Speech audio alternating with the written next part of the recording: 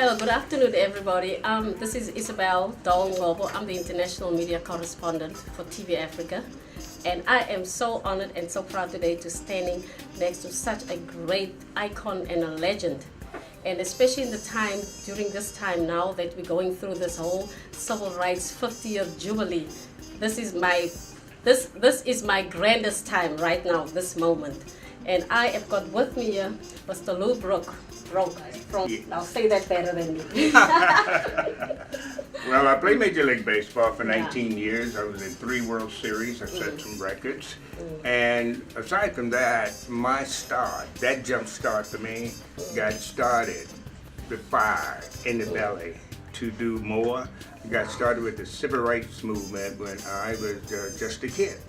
Wow. And for me, like I'm coming from South Africa, as I was telling you. Being in South Africa, going through the same thing that we went through in South Africa, baseball is a big thing in South Africa, but black people couldn't play baseball in the time during the apartheid. And all I could do in South Africa was read about you. Yes, read about you, and never in a million years would I thought I will ever meet you, but I praise God for that. But here we are right now. What is the message that you want children to know? What do you want them to know?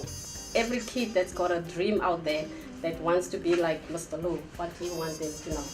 Well, number one, they should know is the fact that we have to come along a way, that has already been outlined. There were people before us, pioneers, who had the civil rights struggle, and that time was a little hard. So we who came along later, we have shoulders to stand on, to look and decide the way we should go.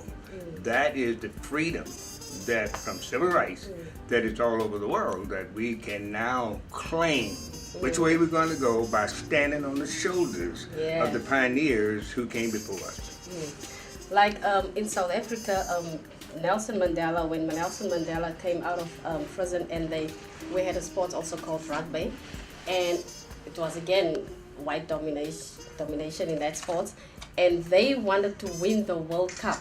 Right. And Nelson Mandela came, took off everything, all his pain and everything, and he just buried it behind him. And he came and he went 5 a.m. in the morning to go and sit and watch them practice. And that was mainly a white dominated sport, like I said. And we won the World Cup, and that was rugby. So for you being in the baseball in America, and I can't even imagine during that time what it was like for you when you were most likely the only African American really in the game, because you had to prove to everybody that I'm black and I'm proud and I can do it. So what went through your mind every time you went onto those fields? What went through your mind? I like to take credit for that, but that guy you're talking about is Jackie Robinson. Jackie Robinson was the one who was the first. And got to remember, he's like the Mandela. When he walked into that stadium, all eyes were up on him. And now he has to figure out a way as he stepped up to home plate. And he's looking out into the future. The first is always the hardest. Yeah, he's looking out. And just remember, the opposition is looking in. Yeah. They can only see the past. And now the past and the present meet. Oh, wow. And when you do that, and an explosion takes place, become energized, and people get all this unknown energy, and they wind up winning the cup, the International Rugby Cup. Yes. All because Nelson Mandela showed up, and they were inspired to give him their best. After he had suffered all those years. Wow. Now, I'm not an athlete, but I'm a professional dancer / choreographer. Okay. Yes. And I know I spend hours in the studio training and practicing together. But you came on the baseball field being a non-athlete. So can you explain to me what went through your mind getting that ball in your hand?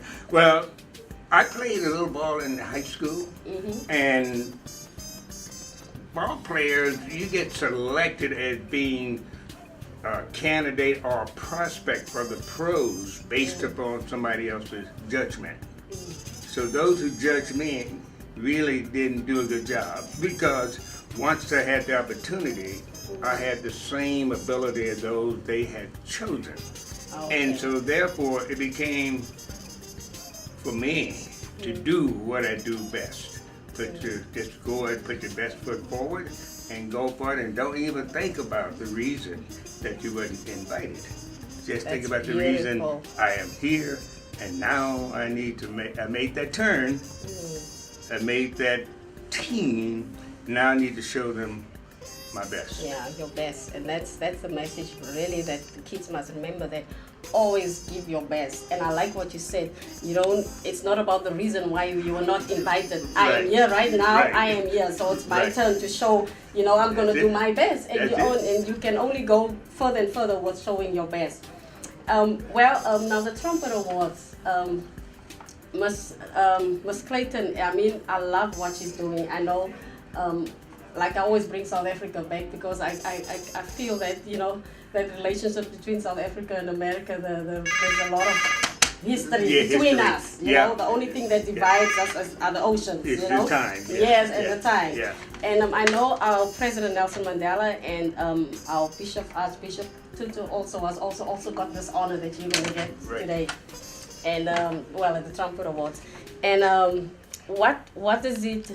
how does it make you feel being one of the honorees for the Trumpet Awards?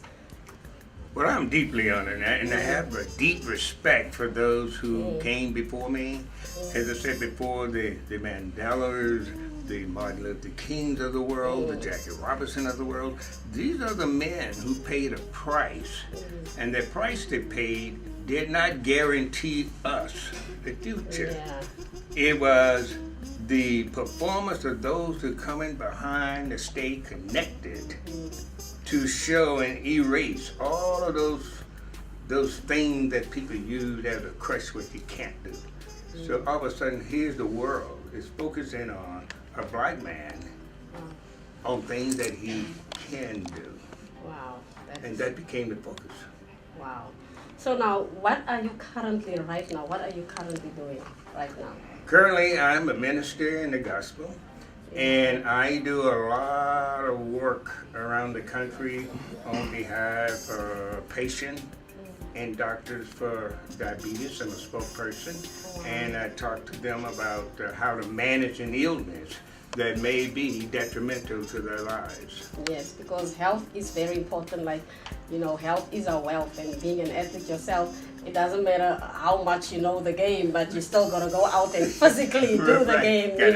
So and what I wanted to know is if there's anything that I have missed out that you would really want the world to know about Mr. Lou himself. Well, you may say I am a person. I started out on a cotton plantation as a kid.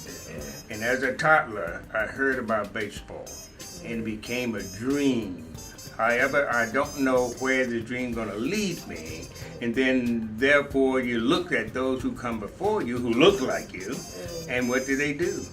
They carved the way and just tell the world, I was able to get on the shoulders of those who have gone by and found a way that I should go, and giving me a good reason to give back. Well, thank you so much, Mr. Lou. This was so great. I am so honored that I could talk to you today. And I will be there tomorrow night at the Trumpet Awards. And, God bless you and continue what you're doing. Your legacy will live on. Can I give you a hand? Yes, ma'am. Okay. Thank you much. Thank you.